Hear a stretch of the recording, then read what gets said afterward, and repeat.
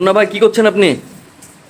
একটা প্রবলেমের মধ্যে পড়ে গেছি। আমাদের এই যে হিট সিঙ্কটা আছে, হ্যাঁ। এই হিট সিঙ্কটি আমাদের এই সার্কিটের সাথে অ্যাসেম্বল করার জন্য যে ক্যাপাসিটারটা আছে, এটা খুবই সমস্যা দিচ্ছে আমাদের জন্য।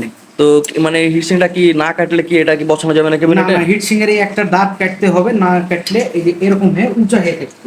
আচ্ছা, মানে ক্যাবিনেট থেকে বাড়া যাবে। এই ক্যাবিনেটটার সাইজ দেখছেন বন্ধুরা, অনেক পাতলা ক্যাবিনেট, যে কারণে আমাদেরকে হিটসিংটা মডিফাই করতে হচ্ছে। আর আপনারা যখন আমাদের এই 2+2 ট্রানজিস্টর সার্কিটটা কিনবেন, তখন ক্যাপাসিটর লাগালে এভাবে যদি আপনারা একটা মানে কেটে নেন, সেক্ষেত্রে ক্যাবিনেটের মধ্যে খুব সুন্দরভাবে বসাতে পারবেন। কিভাবে কাটবে মুন্না ভাই এখন দেখুন।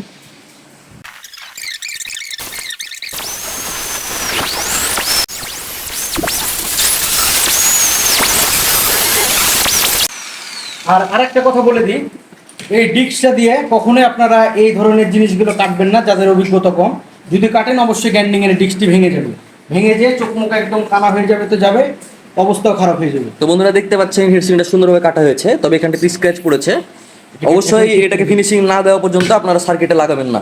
তো এটা কিভাবে ফিনিশিং দেবে সে ততটুকু আমরা আপনাদেরকে দেখাচ্ছি। ধৈর্য সহকারে ভিডিওটা দেখতে থাকুন।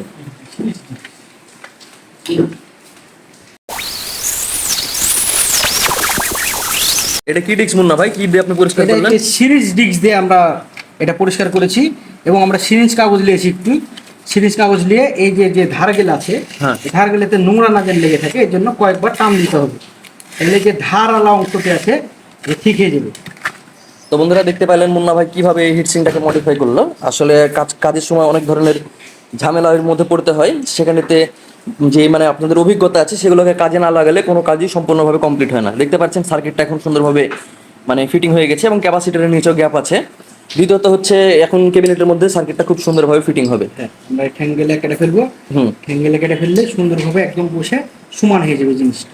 ধন্যবাদ মুন্না ভাই।